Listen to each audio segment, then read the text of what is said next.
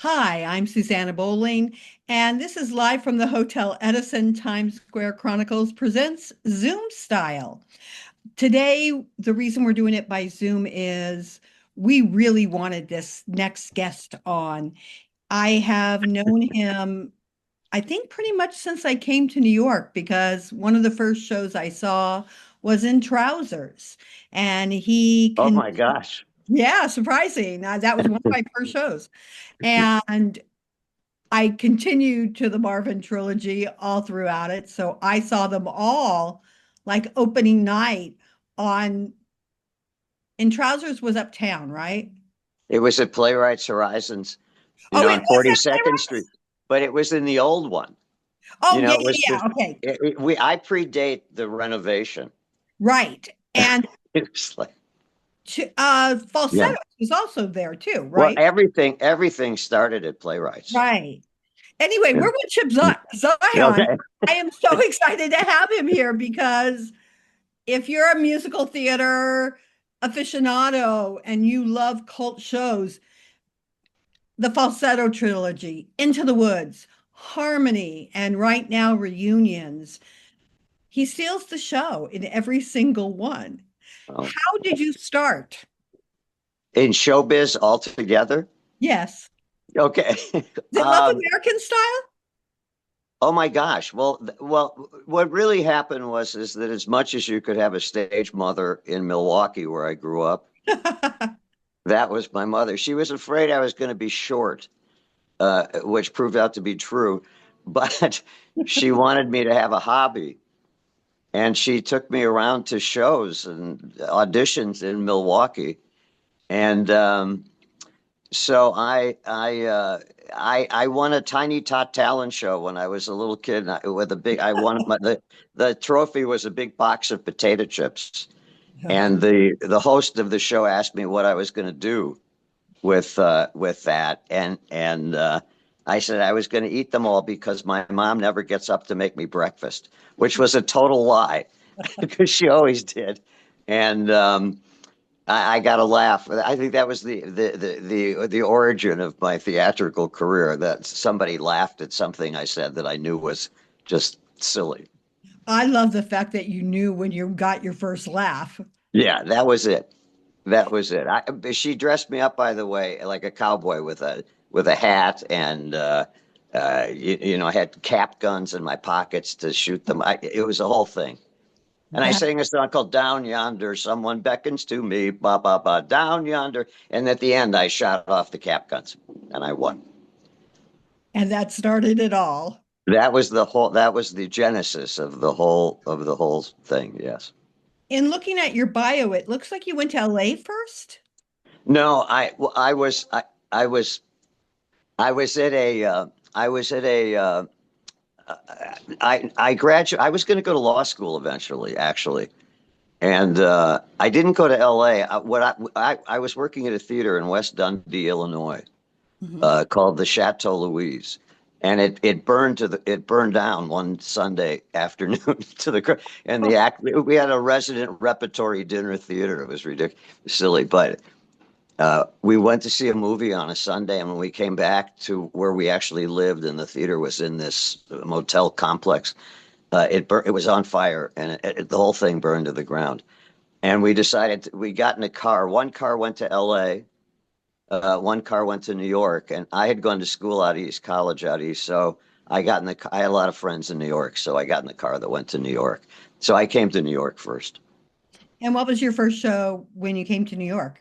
Okay, well, that's kind of fun too. I my first show.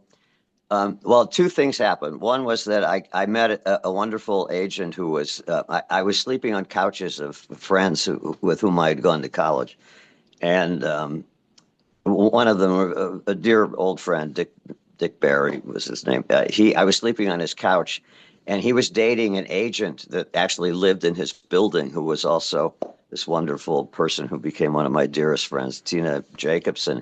She came downstairs. He said, I got to get you off my couch. So I'm going to bring my girlfriend downstairs so she can tell you to stop this whole silly concept of being an actor." And she came down and she said, you don't really look like an actor to me. She said, "What does your dad do?" And my dad is a building contractor.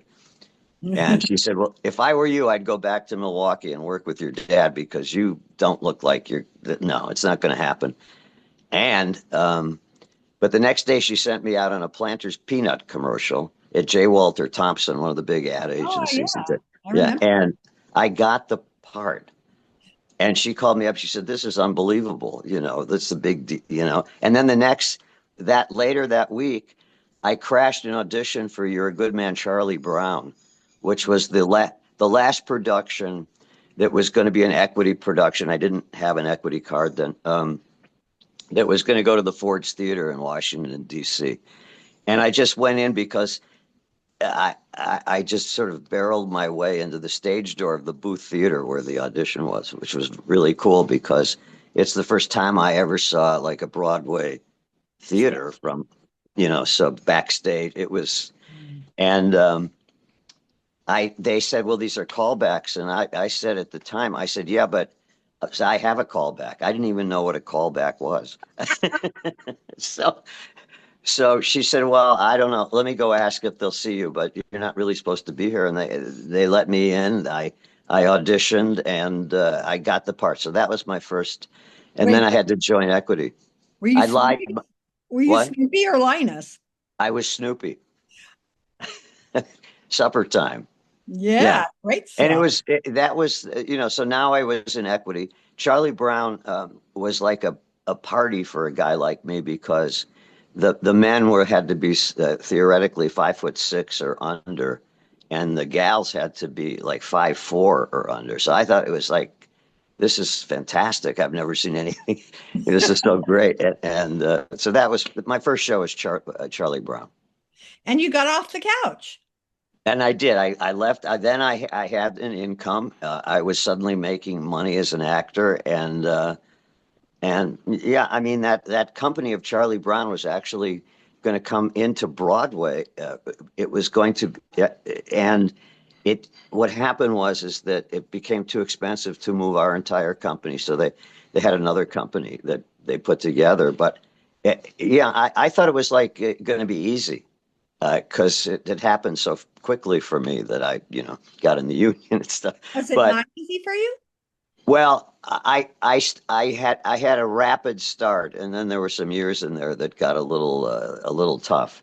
At which point, I did go to L.A. I tried to go to L.A. and work there, but I had so many friends on the East Coast, and I just knew my way around better here. So I was always, and also I met my wife who was in the New York City Ballet, so she like had a real job, you know. So, and then we had kids. I've always been anchored here. How did you meet Bill Finn and how did you get involved with In Trousers and the whole Marvin trilogy? Also, really fascinating, at least I think, story. Um, I was going to L.A. It was 19, like let's see, 70, like eight, and I went to. I had decided to go to L.A. During pilot season to Mm. try to get a TV show. And I had good agents at that point. Anyway, I got to the airport. Now this is before cell phones, right? This predates cell phones. I got to the airport and they had a message for me when I checked in at the gate from my agent saying there's this really weird show called In Trousers, and it's a great part. And would you consider not getting on the plane, getting back in a cab, go back home, and we'll have the script and the a cassette tape. We'll have it ready for you to see. And I did that. I turned around. I didn't go to L.A. I went back. Are you okay? I'm joking. Good. Yeah, so I went back home, and there was a old fashioned cassette tape there, and I got to listen to it. And I thought, this is fantastic. I love this music. It's weird. I've never heard anything like it. And I went in and auditioned, and I didn't know which person in the room was Bill Finn, but I quickly figured out who it was because he said to me, put your hands in your pockets and stand on a chair and just act kind of weird and sing something. And I at that time there's a song called Jackie from Jacques Brel, Oh yeah. and everybody in the world used to audition with that song.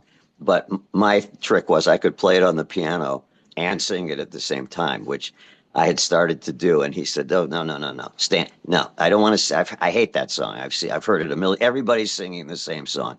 He said, "So forget that. Stand on the chair and sing. I don't anything. Happy birthday, and put your hands in your pockets." And that I thought he's either completely crazy or just the most gifted person I've ever met. He was just different.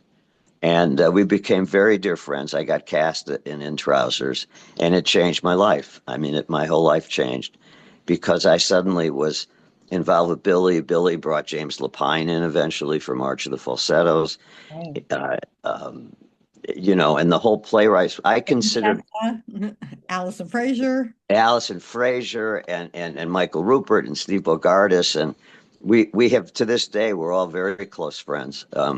And it kind of changed our lives. And Michael Starobin, who has Right. become one of the most important arranged Broadway orchestrators, and just this genius. And but also not only our immediate team, but it was the place where Wendy Wasserstein hung out.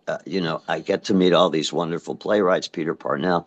It's just so Playwrights Horizons um, became sort of a home base for me. And it was absolutely, Andre Bish, it was really important to be there and be I a part of remember. that team. And as all those people kind of their careers got important, really important, they dragged me along with them, for which I am forever grateful. That's what Yeah, happened. it's so funny because back then, I don't even think Manhattan Plaza was there at that point. Uh, No, and well, I think I think by the time we did March of the Falsettos, West and Bank it was was. there. West Bank was there, and because we used to hang out with Steve Olson, the Oh, original right, owner of West, right. Yeah. we used because it was right across the street, and he would, give us half price hamburgers and stuff, and we'd go over to West Bank and fight. It was a whole scene, but that was our place to be because it was really the only place at the time that was there. And that area was scary. Well, the thing about playwrights in that day was that you had to. The rule was you had to check your surroundings when you rang the doorbell to be let in on the street, and Wow. you'd ring the doorbell, and they would buzz you in. But the rule was be very sure nobody's following you. Look around, and when you get in, be sure you close the door tightly before you walk up to the fourth floor, which is where it was. So I those are remember. the old. I miss it actually. It was really there's a lot of energy, a lot of enthusiasm, just great people at the beginnings of their career. It was just a great place to be. Ira Weitzman produced a lot of those shows and became so important in developing musical theater in New York, and just a great guy.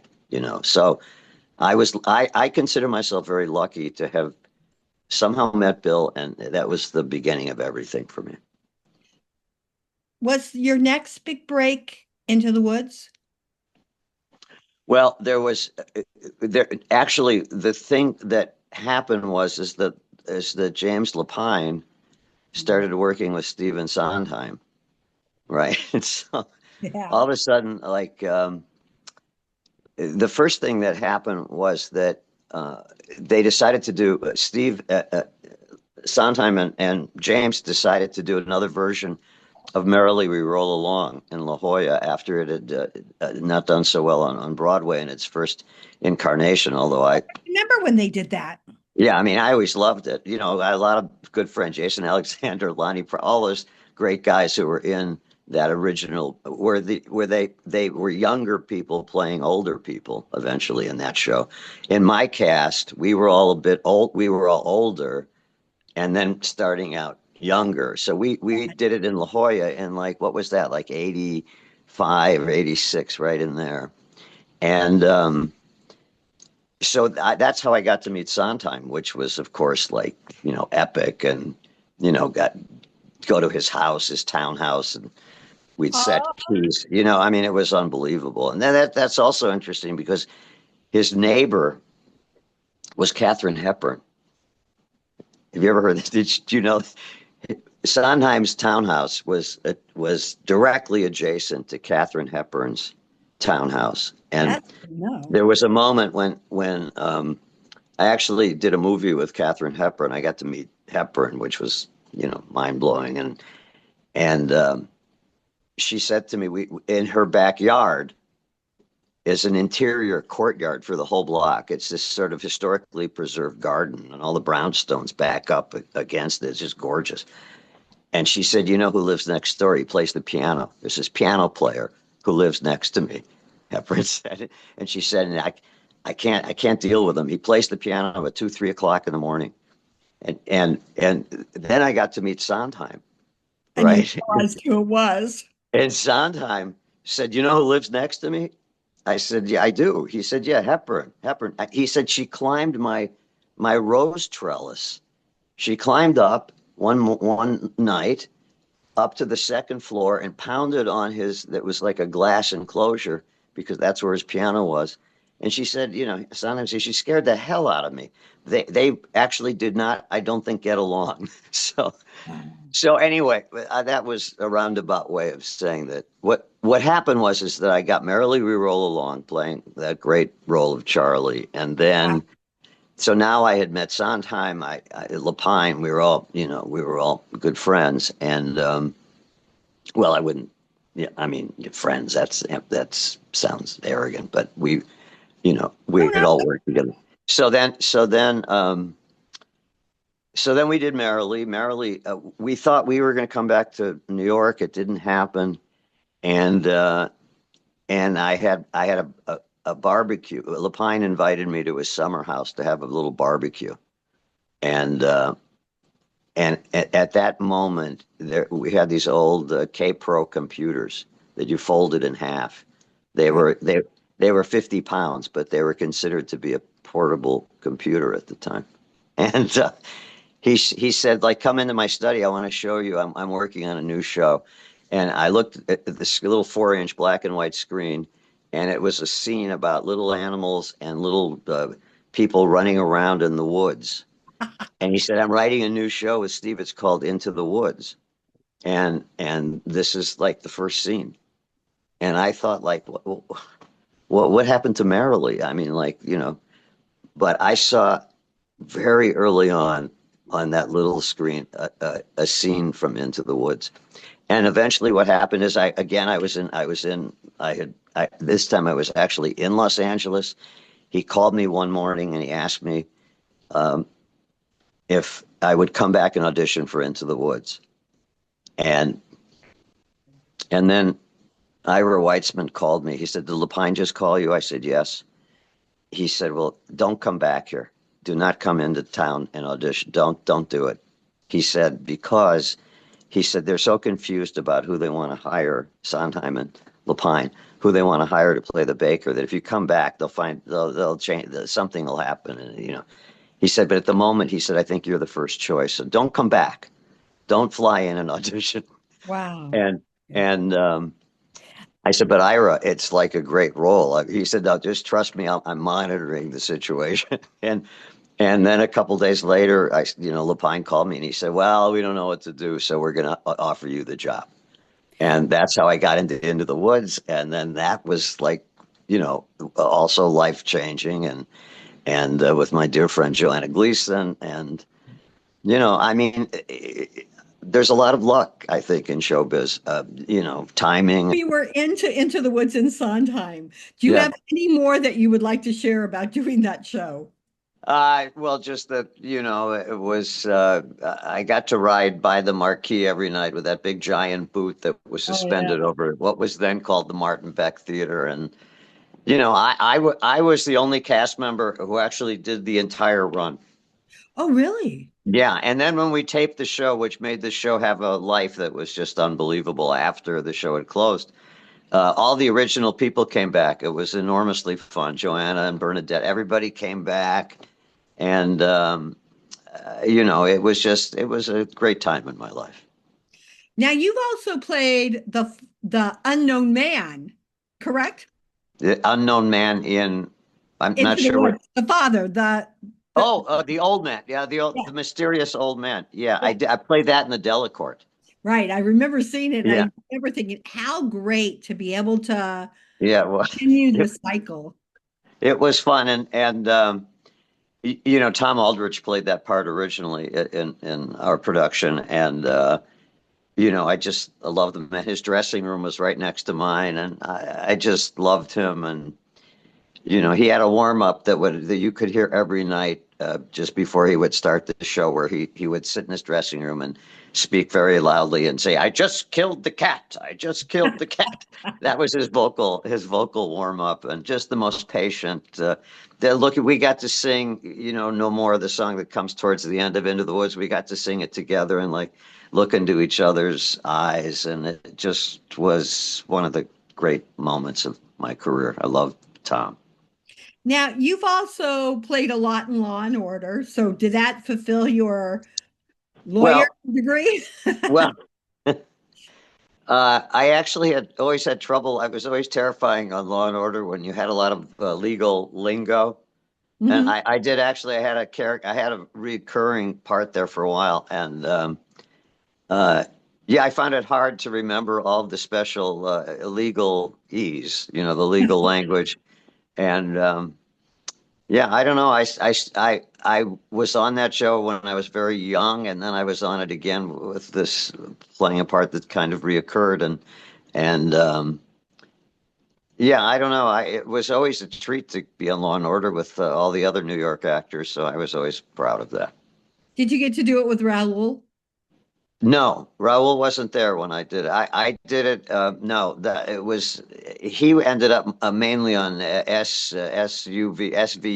Oh yeah, that's the one he did. Right. And so, but I became friendly with Raul because we did Chitty Chitty Bang Bang together, which Right. was an epic moment. I thought that show would run a lot longer, but I've had that feeling about a lot of shows. So it was, it Actually, that did. will take me into my next question. Okay. Harmony. I saw it both places. Why did they switch you from doing the song a la Marlena Dietrich out of Oh, no, that was brilliant. You would have been nominated and won the Tony if they had kept that.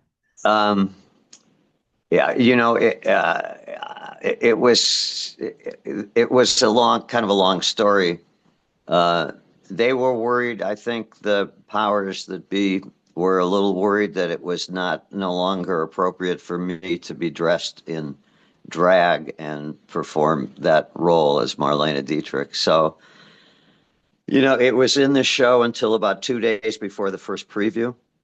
Mm. There had been an entire set designed for it that had panel. It was very complicated. It became a bigger number than it had been downtown. Really? And I actually, I loved it. To this day, I miss it. I don't know that we made the right decision, No, you did but not.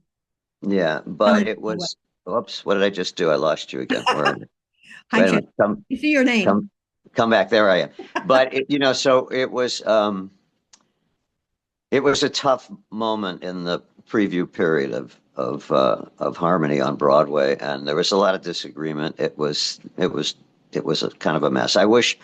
Personally, I wish I had done it. Um, just because I thought it was a really great number. It was funny, I and It was something that I didn't expect. If you told me that I was gonna like you seeing you do this, I would have probably said no yeah, originally. But you were so prolifically brilliant. And it and kind you're so kind. no, I mean it. Yeah, When you're going from all the different little roles, opening the doors and being the maitre d's into yeah. this, it's almost like watching the rise of Nazism through you. Well, that And I that was found that yeah. I mean, the idea was that I was playing all the people that the harmonists met right. in their journey, which was cut short by Hitler uh, and Nazi Germany taking hold of Germany, and they were like the Beatles of that era, particularly in Germany, but no, not around the world. I actually I had back surgery just just before we did Harmony on Broadway, and I went to a surgeon. I said, I've got to make sure I can heal in time to do a Broadway show. And he said, well, what are you doing? I said, I'm doing a show about the comedian harmonists. And he had grown up in Germany, the surgeon, and he started singing. It was the first person. I didn't run into many people who knew who the comedian harmonists were, but he said, "Oh my God, I have all their records. I sing," and he started singing me one of their songs in the original German. Then I thought that was pretty cool. But you know, uh, I'm frustrated by the life of that show had. I think we should have run longer. Really frustrated. And I think it was an awkward time.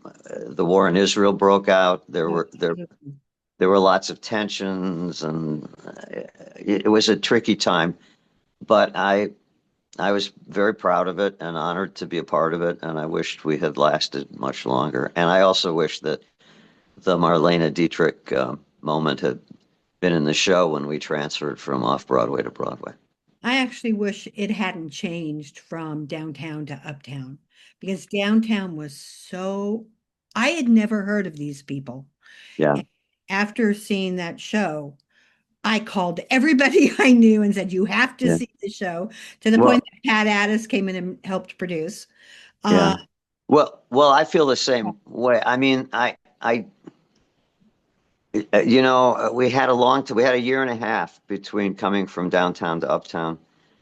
Um, it was disappointing that, in terms of the New York Times, we did not have the same critic who reviewed us downtown, where we got, we were a Critics' Choice. We got great reviews. It yeah. propelled the whole idea that we were moving.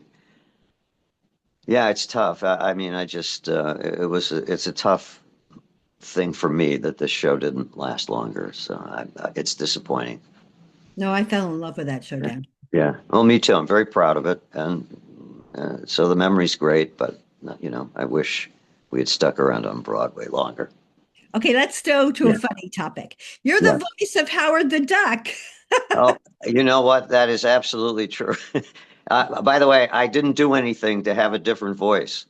This is the voice I use for Howard. That I didn't do anything different. And when I did Merrily, I mentioned that earlier. When we did Merrily in La Jolla, the casting director from Universal came backstage, and she said, "I know the show still goes backwards." It was kind of irritating, and because I thought our show was great, and I love that show, but she said, "But you know what? You sounded like a duck."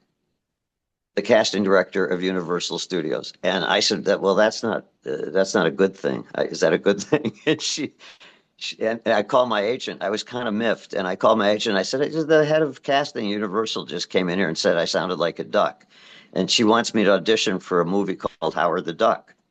And my agent went nuts. He said, "You're kid. That's the biggest thing, and Robin Williams is going to do it. It's like it's a huge thing. I'm going to call her. What did you say? Did you misbehave?" In my age, and so then I started auditioning for it. I auditioned quite a bit, and I heard Judd Hirsch was doing it. There are other actors.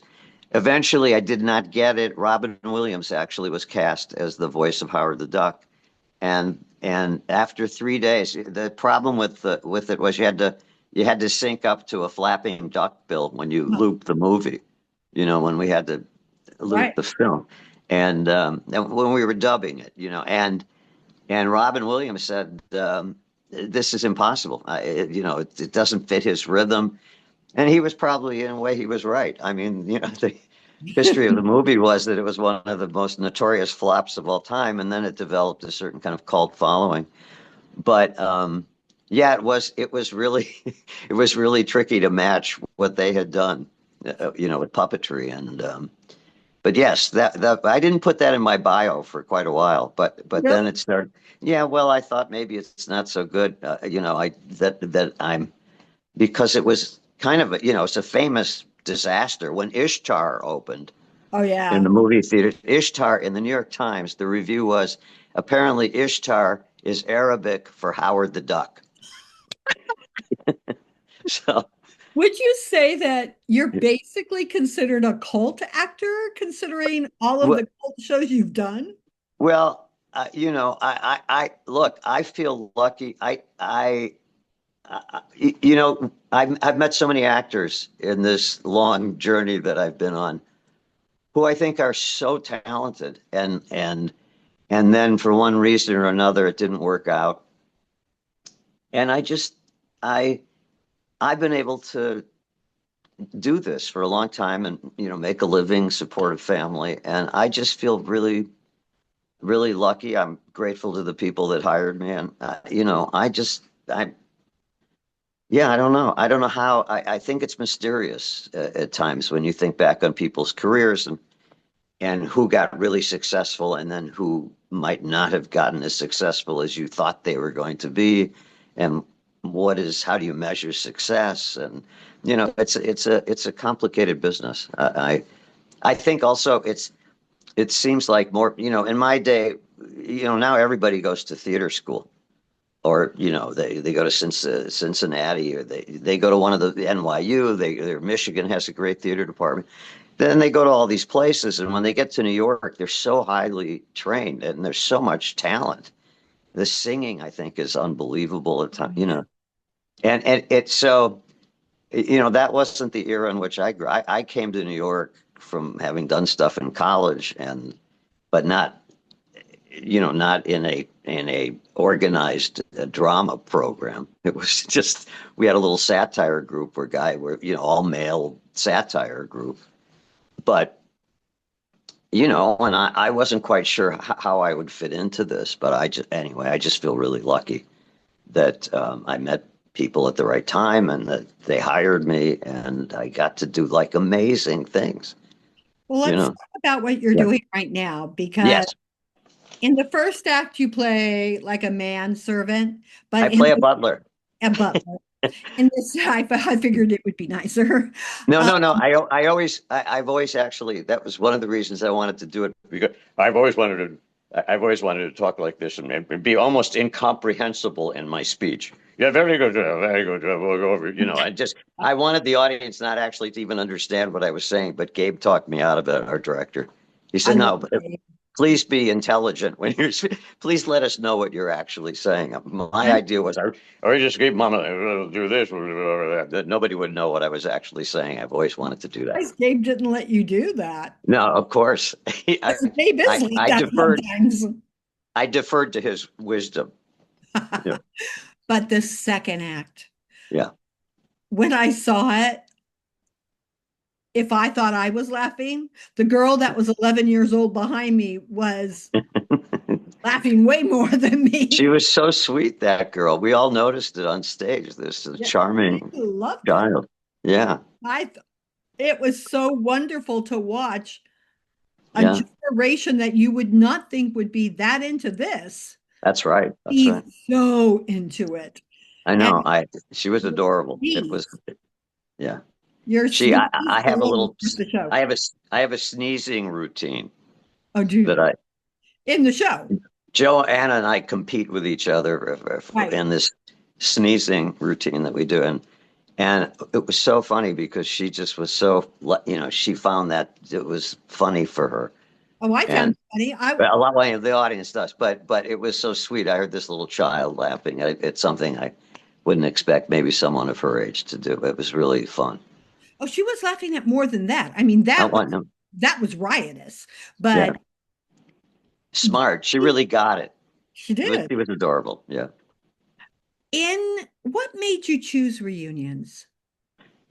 Well, that's a good question because I have a lot of friends who keep telling me it's time to retire. But well, No. yeah, and it's a group of well-known actors. I'm not going to name all of them, but basically, it's very skeptical. Say, what are you doing, Chip? Well, you're going to what? You're going to do what? And what I really thought a couple reasons went into it. One was that I actually really enjoy the music, and that second act was something I wanted to try. Um, I I I enjoy that music. I think the music is actually really great by Jeff and Jim, our two writers, uh, and so there was that. I also wanted to see how many lines I could still learn because it's an extended You know, I can't, I don't get off the stage there for that the second part of the show. Not at all. And not at all. And either does Joanna. So so I was just curious and I'd been saying to people when I'd run into people that I just want one more dressing room. The truth is, I'm going to do something after this too. Yeah, But can you yeah, talk about that yet? well, I don't know if it's been announced, so maybe I'm not supposed to say anything, but it'll be out. It'll be out soon. But at any rate, Is it uh, Broadway, off Broadway? it's off. It's off. It's off. I also like the idea because as you know, the beginning of my career, all I did was play in these little theaters for, 200 people or 150 people and 99 seat houses. Falsetto started in less than that, Oh, yeah. upstairs at the old Playwrights, not even in their main theater. And But I that just I thing hadn't sold out. That thing what? sold out every night. I know. Can't go So now. yeah, so I thought like it's a really good time. I I don't have to really do anything if I didn't want to, but I still want to. And I thought this would be a fun thing to do. And then, this with Shalina and Courtney and Brian, the other actors in the piece are all fantastic. They've all had huge careers and Joanna's just absolutely delightful just to be around and my partner for most of the second act and Danny Torra. It's just I it's really fun to be with actors. It's one of the best parts about being in a show. It's just kind of hanging out backstage and going through a tough rehearsal period together and trying to learn your lines. And I'm fascinated by it struck me as a challenge because it's actually physically difficult, and I've hit an age where I think about that. Um, for all those reasons, I thought it would be fun to do, and I think and I'm glad I did. Are there any roles that you would like to take on that you haven't had a chance to do? I've always wanted to play Fagin and Oliver, Oh my God, you'd be and great. they did it at Encores, and nobody. I tried, Raoul did it, Yeah. and I've always wanted to play that because I had a weird thing happen to me when I was in college, which is that I had a very wealthy friend whose dad was the major stockholder in MGM, which produced the movie of Oliver. And I went with my friend to this palatial estate they had in Miami, and the house guest was Ron Moody, who Oh, was Fagin yeah. in the movie of Oliver. And uh, I was speechless. So I spent a week with Ron Moody talking. I was still in college, and I think he might have been a little skeptical about whether I was really planning to be an actor or not. But I was so impressed to meet him, and I also directed a version of it when I was young. I was still in college. Uh, they were a local theater setting, and it's a show I loved, and I always wanted to play Fagin. So I think it's probably not going to happen. But No, but no, I actually got the Milwaukee Rep, my hometown. I did offer me they did it there, and they offered me the part. But at that point, the thought of being in Milwaukee during a dead of winter, this was last season, I thought was a little much, and maybe I shouldn't be doing that. But maybe I should have. I don't know. This thing that's coming up is an interesting role. I'm playing older guys, and but and sometimes that's great. I mean, the role that you're playing in reunions is yeah. a great role. Oh, it's a great role, and that's the thing. But what's happening is that there's there aren't that many of us of this age who still want to do this. So like it's suddenly like wow, it's like I'm getting things that get offered and it's fun, so I'm going to stick with it for a while and see what comes my way. I think that's the plan. I have to ask you my favorite question. Yeah, They say that eyes are the windows of the soul. yeah. I think songs are. What What song or cycle of songs, series of them, Yeah, describes who you are? that's a really, really good question. All of those closing songs of Into the Woods, Hmm, um, No More. right. There's a song called No More Questions, Please, No More. Love that song. And No One Is Alone. I mean, I thought like I cannot believe that those came my way. Yeah, they're fabulous Um, songs. and I was there, I saw, Stephen Sondheim sat down at the piano with, in the old days, the music that they would write would be on manuscript paper that was scotch taped together accordion Oh, I style. remember. I remember. And, and Steve Sondheim sat down at the piano and unfolded this huge thing of No More, like just folded it out and it was kind of falling off both sides of the piano and sang the song, played and sang No More. And it was me in the room, Tom Aldrich and Paul Gemignani, the famous Yeah, Broadway conductor. Yeah, and and Arranger. I just turned around. Paul is just—he's a big burly guy. He's crying. We were just reduced. It was just unbelievable. And I had been at Steve's house. He said, I think we're going to put this in the key of D flat. I think that's the best key for you. And he sang the song, and it just was something that I can't believe I got to see. And then the same thing happened when they brought in No One Is Alone. No More came in before we previewed, but No One Is Alone didn't come in until we had already done a couple previews. We had already done part of the show Right. in public in San Diego. And the same thing, it was in a dark basement room, brick lined walls, and Sondheim sat down and sang No One Is Alone all by himself to just a few people. And it was just one of those remarkable moments. And I think the thing about those songs is I think it describes my generation to the extent that we were all kind of naive. We all thought we were all hippie, kids of the 60s and early 70s. And we thought we could fix the world if we're just together and united and everything is, we had a certain naive, hopeful sensibility. And I think that's what those songs are about. And I think that's kind of what Into the Woods is about. So, we all need each other. We can be a good group together, it's that kind of thing. That's the universal collective of what we Yeah. all think.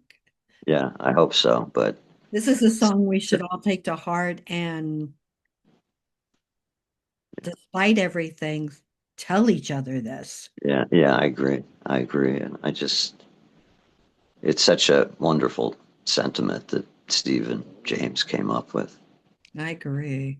Yeah. Tell us where Reunions is and how long it's playing for. Okay, so Reunions is running, I believe, till December 14th, maybe longer, depending on how things go.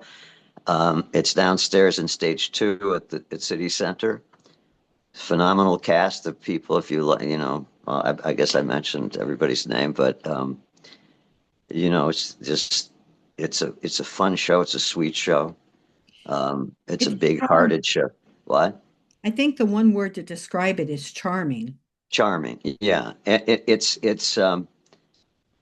yeah. I completely agree. It's a warm-hearted show, and it's a lot of fun for us, and I hope the audiences feel the same way. And when will people be able to find out what's next for you? Uh, I think what's the date today?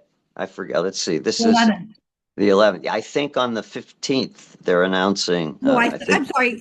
It might be the 7th. It's the 7th. but okay, on the 15th is I think an official announcement.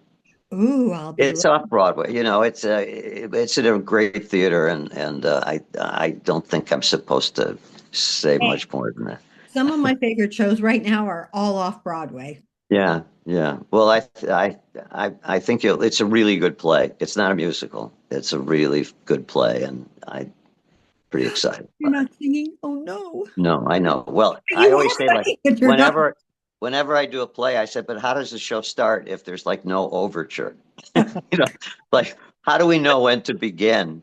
To begin if there's not some big thing happening with drums and music. Hey, don't you always put your own overture in when you're doing a play? Um, I kind of, well, I have a routine backstage that does involve a little singing and a little vocal warm up that always involves singing. But yeah, I always, I, I love overtures. No, when I was doing theater, I Yeah. literally make up my own overture when it was a play. Really, I would have like this, they would say 5 minutes and the overture would start to play, that's great. no matter what. That's Yep. great. Thank you so much for being with us. I have enjoyed Thank, this talk immensely, and I'm sure my viewers will too. thank you, Suzanne. I appreciate it so much. I'd like to thank Magda Katz for always making us look and sound good, Yeah, Jerome Lopez and the Hotel Edison, even though we're on Zoom, because they allow me to say what I want and talk to who I want. that's And great. I'm Susanna Bowling. This is live from the Hotel Edison. Times Square Chronicles presents Zoom Style.